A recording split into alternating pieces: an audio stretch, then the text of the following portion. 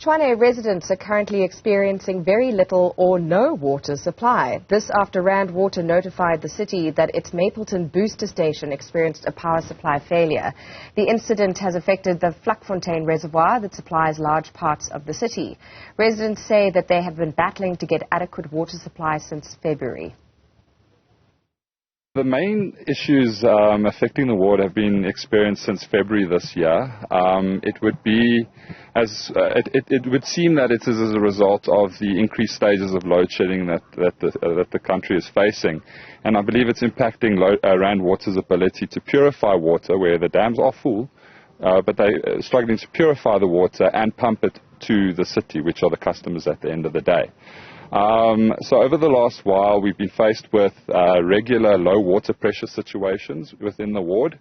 And these low water pressures manifest in the fact that the reservoirs that are feeding my ward specifically, around Waterkloof, Monument Park, Waterkloof Ridge, a critical reservoir, Carina Reservoir, is running dry.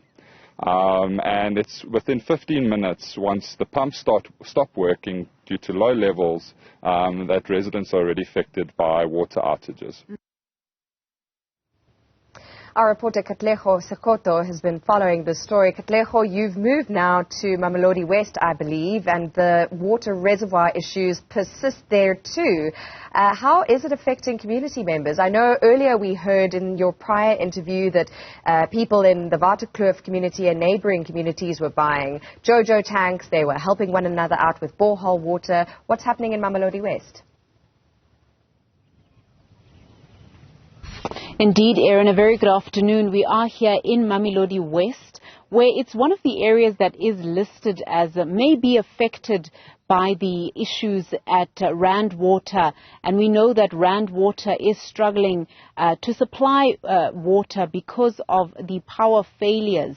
And we do know that there is an investigation to find out where exactly the problem is. Now, we heard from the city as well that they are trying to deal with the matter as speedily as possible. But I just want to show you where I am exactly, Erin. I am in Mamelodi West, and behind me, there's an old reservoir actually here that's not functioning at the moment. And it has been replaced by a newer reservoir, which is up the hill in front of me. And that reservoir now was built in around the mid-1980s. And that reservoir up there has been built in order to supply the growing population in the area. So really a lot of issues here, but I want to bring into the conversation here a resident of Mamelodi West, that's Mr. Zondi Makwela, just to give us an outline of the challenges in the area as so far as the city has outlined. So this area may be affected. And Tate Zondi, thank you so much for chatting to us. You did tell me earlier on that so far the area hasn't been hard hit, but what do you foresee if these problems with Rand Water persist in this area? Thank you, Katleho. The problem with the persistence of Rand Water's incompetence is once the reservoir runs dry, it's the residents that are going to suffer. And we here in Mamelodi West, we never get water tankers if we run out of water. People have to go get water from the gravesite. That's where we normally get our water, but then you'll wait the whole day to get your chance to can draw water. And some people have to go to the hostels, and we know the history with hostels. It's not safe for anyone there. So honestly, I would really like to urge Rand Water to get their house in order, to fix their aging infrastructure. Because that's the only problem. Load shedding is just adding up to the problem that has been there already. Mm-hmm. So that's my view, Mm-hmm. And also, we have elderly people. When you don't have water, how do you cook for them, How do you let them drink their medicine? At the moment, we are not affected by the statement that was released by Rand Water. But maybe it's because we are very close to the reservoirs. Once the reservoirs run dry, we're going to sit with a problem. You can imagine how you're going to flush your toilets and stuff like that. Yeah. Okay, so you did mention that you don't have enough provisions if there's an emergency or there's a crisis. So besides the gravesite, what happens at the gravesite? Do people collect water there? Where do people get their water if there's an urgent need for it? Okay, for this side of Mamelodi West, you know, your B3, C1, B1, B2, people go to the gravesite because the water there the taps never closes there. You know, there's always water. I don't know who supplies the gravesite, but that's where people go, especially and including the hostels. There's always water there. But other than that, we have no means. Those with money will go buy themselves, you know, a bottled water. But if you don't have money, then you're stuck. Mm-hmm. Yeah. Mm-hmm. That is only. I also want to open up this conversation. We do know that coalition governments throughout the cities in Gauteng have really been shaken in the past few months. Several mayors changing. The political instability in Tshwane. How is it affecting service delivery, in your opinion? I'm glad you asked that question.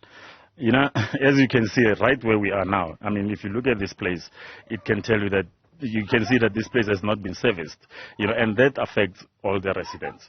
But, you know, we know because of the political games that have been played in council, that's where we're suffering. And, you know, with rent water also having their problems, so everything else becomes a mess. Mm-hmm. So as residents, we become frustrated. Mm-hmm. Yeah.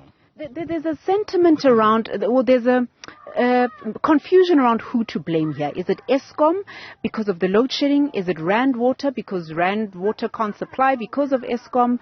Where do you think the blame lies here? Is it with both? I think it's with both, but there's a man on top. You know, there's the ANC. You know, in the past 28 years, what have they done? They should have fixed this infrastructure. You know, these things have been built many moons ago. They didn't do anything to improve the infrastructure, yet communities are growing every day. I mean, for instance, when I was growing up, Mamelodi was still a certain point. Today, I can't even see the end of Mamelodi. You know, that's where you should have noticed that the population is growing. Mm-hmm. Let me also improve. The reservoir I'm talking about behind you was built in 1980s. It was built by soldiers who were camping on the top of the hill. What has the ANC done? Mm-hmm. You know, and you've got all these informal settlements, but there's no infrastructure to supply these people. Mm-hmm. So that is where the problem is. Mm-hmm. Just your urgent message to the city to deal with this issue very quickly. Just your message to them. Look, I have confidence in the new mayor.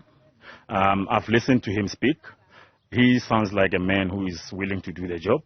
But the question is, will the people in council help him do the job? Mm-hmm. I would like to urge the ANC and the EFF to put their egos aside and let the residents of Tshwane be serviced. Mm-hmm. Yeah. Yeah, I mean, we do know the DA was in charge before. Was there any difference then, and do you expect any difference now? I think there will be difference. You know, if you look at beginning of 2016 when the DA came in, and mid-2017, I think, there was progress. Mm-hmm. Until, you know, things started happening and Sulim Simanga had to be moved, other people came in and it was a mess. Mm-hmm. But I personally have confidence in the new mayor. Thank you so much for that.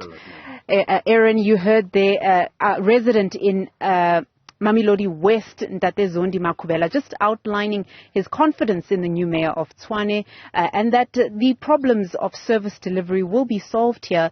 Obviously also saying that the the statement issued earlier on by the city of Tshwane around the Mapleton booster station and the water supply issues there, not yet affecting this community, but that if it goes on, it will. And also outlining that because they're so close to the reservoir, they're not feeling that impact yet.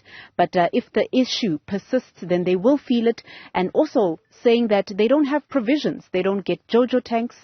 They have to collect water at a grave site at which there's a constant water supply of which no one knows where that water comes from. So a lot of issues in the area as it relates to water supply. Katleho Sekoto there. Katleho, I must say, it stood out for me when Mr. Zondi Makubela said those who have money can buy bottled water. And then I believe he reflected on those who couldn't. A really strong interview there, also touching on broader political issues in Tshwane. We, in fact, are covering that in terms of a council meeting yesterday that didn't go ahead as planned. We'll have more on that into the afternoon. Katleho, thank you so much for that reporting.